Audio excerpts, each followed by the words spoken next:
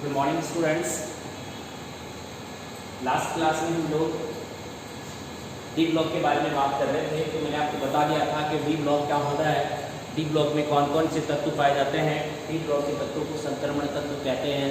ये सारी बातें मैंने आपको बता दी। तो जो टॉपिक्स मैंने आपको पढ़ा दिए थे, वो पहला टॉपिक जो मैंने आपको पढ़ाया था वो था, सबसे पहला जो टॉपिक मैंने आपको पढ़ाया था धात्विक प्रकृति की। डी ब्लॉक जो होते हैं उन डी ब्लॉक के तत्वों की धात्विक प्रकृति होती है।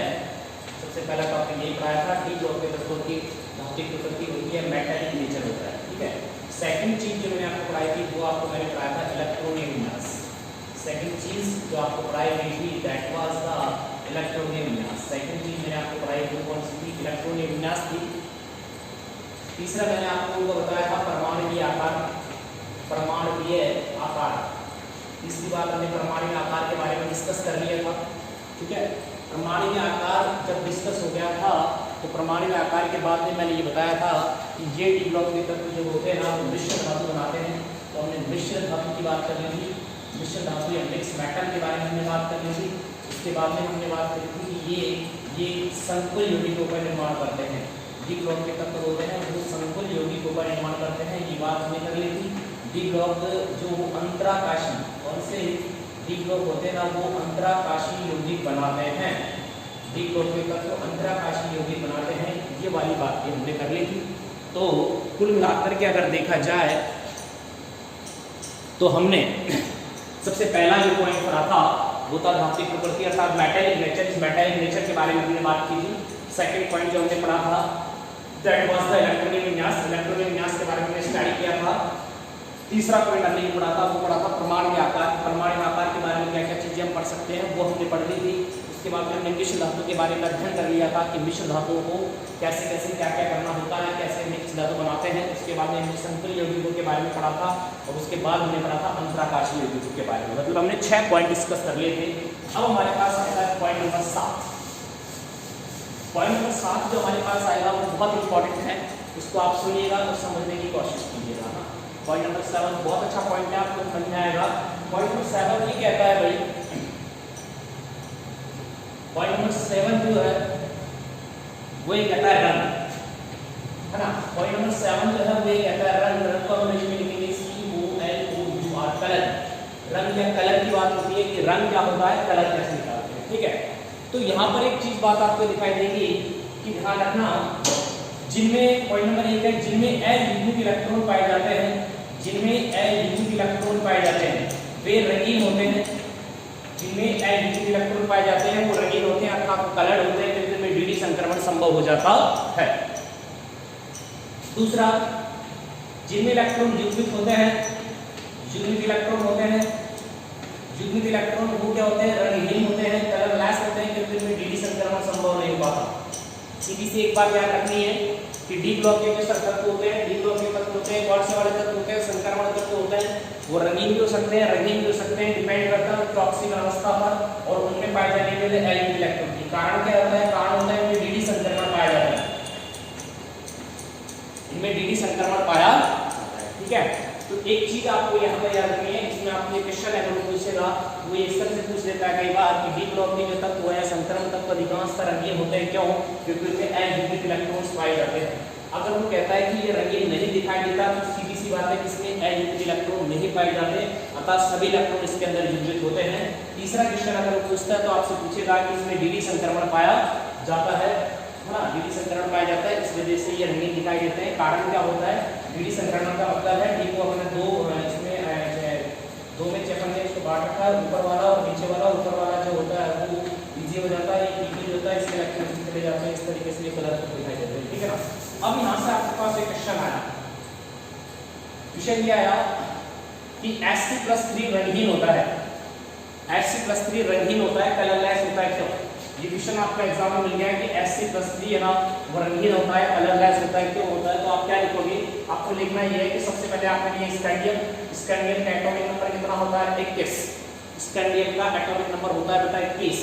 तो यहाँ पर आप क्या करोगे? यहाँ पर लिखोगे आप आर्गन, आर्गन का मतलब 18 और 2 20 और 1 कितने हो गए? 21। अब मैंने यहाँ पर लिखा स्कैंडियम, इसके ऑक्सीजन अवस्था +3 आ गई, तो यहाँ पर सिर्फ क्या है? आर्गन आया, अर्थात इसमें अयुग्मित इलेक्ट्रॉन कितना है? 0। ये डी है मेरे पास, ये कौन सा है डी में क्या है ये हो जाएगा 3d 0 और ये 4s 0 हो गया। तो इसमें n बराबर 0 आ रहा है, इलेक्ट्रॉन की संख्या 0 आ रही है, तो ये क्या होगा रंगीन होगा। क्वेश्चन ये मिलेगा Sc+3 आयन रंगीन दिखाई देता है। क्यों Sc+3 आयन रंगीन इसलिए दिखाई देता है क्योंकि इसमें युग्मित इलेक्ट्रॉन नहीं पाया जाता और इसमें dd संकरण भी संभव नहीं हो पाता। दूसरा क्वेश्चन आपके पास आ गया Zn+2 आयन। Zn+2 आयन होता है वो रंगीन होता है। क्यों Zn+2 आयन अगर आपके पास कलरलेस है, Zn+2 आयन अगर आपके पास रंगीन पाया जाता है तो उसका आप सीधा सा आंसर लिखोगे Zn का एटॉमिक नंबर कितना होता है 30। तो यहाँ पर आप लिखोगे आर्गन, आर्गन का मतलब 18 तो 20 और 10 कितने हो गए 30। Zn मतलब आर्गन, आर्गन 18 तो 20 और 10 कितने हो गए 30। अब Zn की ऑक्सीजन अवस्था देखते हैं +2 है बेटा, +2 है तो ये आपके पास क्या हो जाएगा आर्गन और ये हो जाएगा 3d10 और ये हो जाएगा 4s0। ये मेरे पास क्या है d सब ऑर्बिटल्स है। इस d सब ऑर्बिटल के अंदर कितने इलेक्ट्रॉन है 10 इलेक्ट्रॉन है 1 2 3 4 5 6 7 8 9 10 इलेक्ट्रॉन है ना। तो बताओ सारे इलेक्ट्रॉन इसमें युग्मित है। मैंने बताया था रंगीन होने के लिए इसमें अयुग्मित इलेक्ट्रॉन होने चाहिए। इसके अंदर सारे इलेक्ट्रॉन युग्मित हैं। सारे इलेक्ट्रॉन युग्मित होने के कारण क्या है ये रंगीन दिखाई देता। ठीक है, ये हमारे दो क्वेश्चन है। अब हमारे पास क्वेश्चन नंबर 3। क्वेश्चन नंबर ये 3 है कि Ti+3 आयन रंगीन है या रंगीन, रंगीन है या रंगीन है, ये अपन को चेक करना है। Ti+3 आयन तो आप कैसे चेक करोगे, स्कैंडियम के बाद में टाइटेनियम, टाइटेनियम का एटॉमिक नंबर होता है 22। आप कैसे लिखोगे यहाँ पर आर्गन, आर्गन का मतलब कितना हो गया 18 तो कितना हो गया 20 और 20 और कितना हो गया 22, 20 और कितना हो गया 22। स्कैंडियम टाइटेनियम 22 हो गया। अब देखिए यहाँ पर क्या है, ये कह रहा है Ti+3, तो Ti+3 का मतलब है Ti का मतलब +3 यहाँ पर लिख दिया। ये मेरे पास हो गया आर्गन, 3 कम करने हैं, 2 इसमें से कम कर दिया तो 3d1। मतलब n बराबर 1 इलेक्ट्रॉन आ रहा है, इसके अंदर n बराबर 1 इलेक्ट्रॉन आ रहा है, तो इसका मतलब ये रंगीन दिखाई देगा, ये कलरफुल दिखाई देगा। बात समझ में आ गई। क्वेश्चन एग्जाम में आ चुका है। Sc+3 आयन रंगीन दिखाई देता है। क्यों क्योंकि इसके अंदर इलेक्ट्रॉन नहीं पाया जाता, इसलिए इसमें dd संक्रमण संभव नहीं हो पाता। अगला क्वेश्चन आएगा Za+2 आयन रंगीन दिखाई देता है। क्यों क्योंकि इसमें d इलेक्ट्रॉन और इसमें d इलेक्ट्रॉन और इसमें क्या होता है सभी इलेक्ट्रॉन युग्मित होते हैं, अर्थात अयुग्मित इलेक्ट्रॉन नहीं पाया जाता।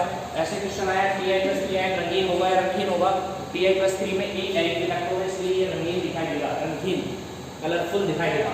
एक क्वेश्चन जो लास्ट ईयर बोर्ड में आ चुका है वो ये आएगा Ti+4 आयन रंगीन होता है।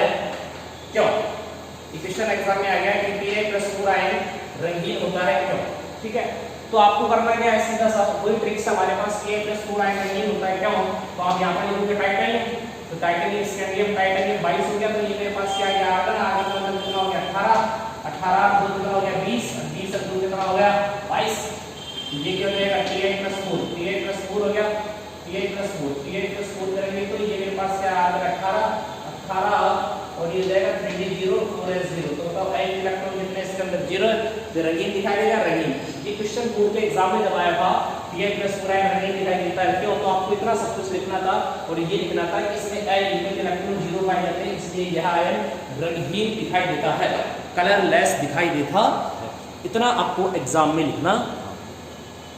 तो आई थिंक ये बातें आपको समझ में आ गई। कलर का क्वेश्चन आप कर लोगे, कलर वाले क्वेश्चन में आपको कोई दिक्कत नहीं आएगा। कलर वाले क्वेश्चन में आपको दिक्कत इसलिए नहीं आएगा क्योंकि आप इजीली इसमें लिख सकते हो।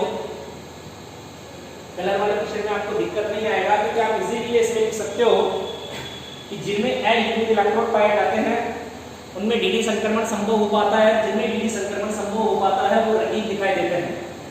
जिनमें अयुग्मित इलेक्ट्रॉन नहीं पाया जाता वो अर्थात सारे इलेक्ट्रॉन युग्मित होते हैं और रंगीन होते हैं। क्यों, क्योंकि उनमें dd संक्रमण संभव नहीं हो पाता। ठीक है, dd संक्रमण क्या होता है, d के इलेक्ट्रॉन d में ट्रांसफर होते हैं तो इसे dd संक्रमण कहते हैं।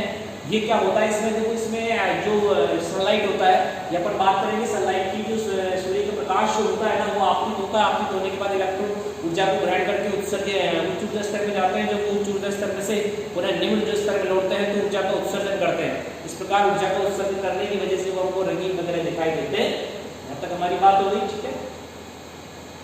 अब ये क्वेश्चन है, मैंने 4 क्वेश्चन लिखे हैं, चारों में से कोई एक क्वेश्चन आपके एग्जाम में देखने को मिल सकता है। पहला क्वेश्चन तो यही है कि स्कैंडियम+3 आयन रंगीन होता है। क्यों, तो सीधा सा आप आंसर लिखोगे स्कैंडियम+3 आयन रंगीन होता है। क्यों, स्कैंडियम का एटॉमिक नंबर बेटा 21 है। जब स्कैंडियम का एटॉमिक नंबर 21 है तो यहाँ पर क्या हो गया आर्गन, ये 3d1 और 4s2 हो गया। अब देखो इसके ऑक्सीजन अवस्था +3 है, अगर इसको ऑक्सीजन अवस्था +3 है तो मतलब 2 इलेक्ट्रॉन इसमें से चले जाएगा और 1 इलेक्ट्रॉन इसमें से चले जाएगा, तो यहाँ 1 इलेक्ट्रॉन कितने होंगे 0, जिसका मतलब ये रिंग दिखाई देगा। इसी तरह Zn की बात करते हैं, Zn+2 आयन रंगीन होता है। क्यों Zn+2 आयन रंगीन इसलिए होता है क्योंकि Zn का एटॉमिक नंबर कितना होता है 30, तो ये R पर 18 और +28 है तो 30, 2 इलेक्ट्रॉन चले गए तो 3d10 4s0 हो जाएगा, तो d में कितने इलेक्ट्रॉन हो गए 10 इलेक्ट्रॉन हो गए भाई साहब, ये अगर 10 इलेक्ट्रॉन हो गए इसमें एक इलेक्ट्रॉन नहीं, इसलिए ये रेडियन दिखाई देगा। ये वाला क्वेश्चन और दो क्वेश्चन, ठीक है, ये वाला क्वेश्चन लास्ट रिपोर्ट में आ चुका है, ये वाला भी आ चुका है, तो आप इनको इजीली सॉल्व कर सकते हैं। तो यहाँ तक बच्चों मेरे हिसाब से आपको कोई प्रॉब्लम नहीं होनी चाहिए, ठीक है। अब अपन आगे नेक्स्ट क्लास में जो अपन चलेंगे, अगला जो हमारे पास टॉपिक आता है वो अच्छा टॉपिक है, सुनना ध्यान से इसको।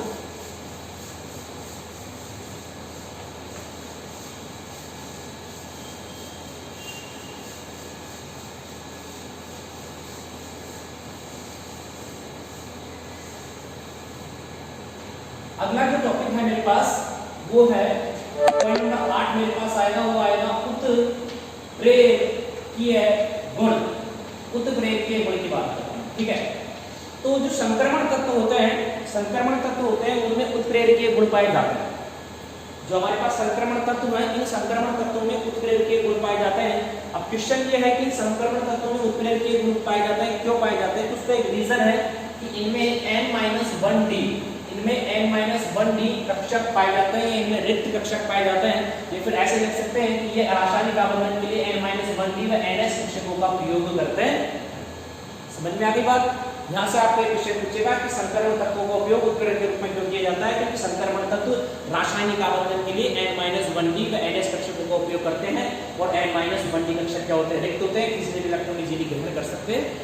ये इसका एक रीजन होता है। अब इसके कुछ एग्जांपल हो सकते हैं। पहला जो एग्जांपल मैं आपको बताना चाहूंगा वो आएगा हाबर प्रोसेस, हाबर विधि।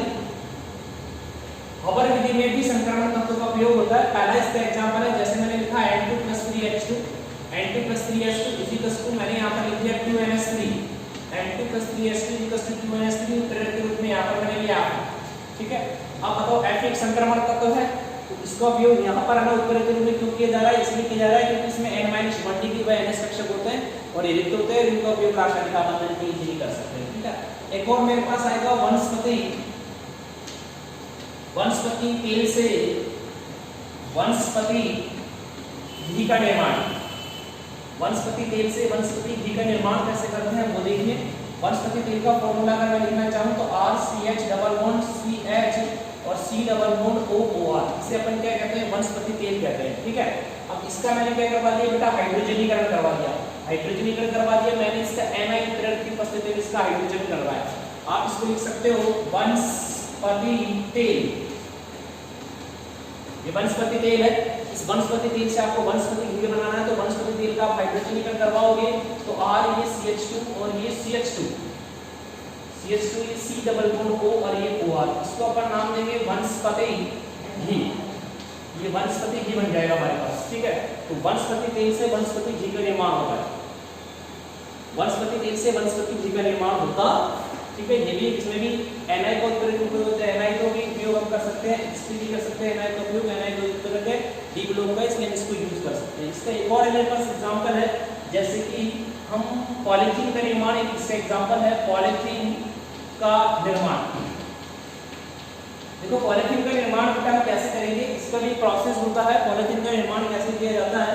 पॉलीथीन का निर्माण करने के लिए क्या करते हैं? हमारे पास ये एथीन होता है, CH2 double bond CH2 ethene होता है, इसके n इलेक्ट्रॉन लिए और इसका अपन क्या करवा देंगे? हाइड्रोजनीकरण करवा देंगे।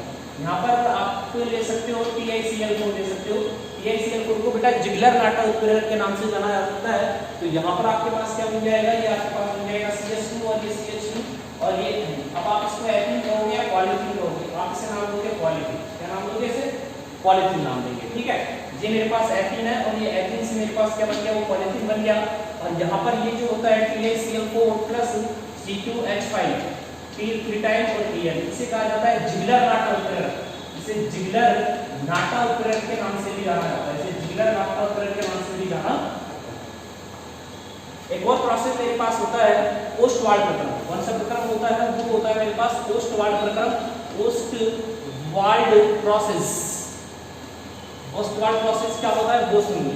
ऑस्वाल्ड प्रोसेस ये होता है कि ये मेरे पास होती है अमोनिया 4NH3 होता है और ये मेरे पास होता है 5 होती है, ठीक है।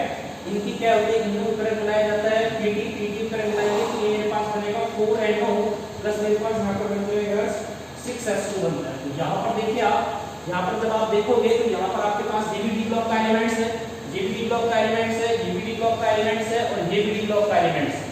तो डी ब्लॉक के जो तत्व होते हैं उन डी ब्लॉक के तत्वों का उपयोग हम उत्प्रेरक के रूप में इजीली कर सकते हैं।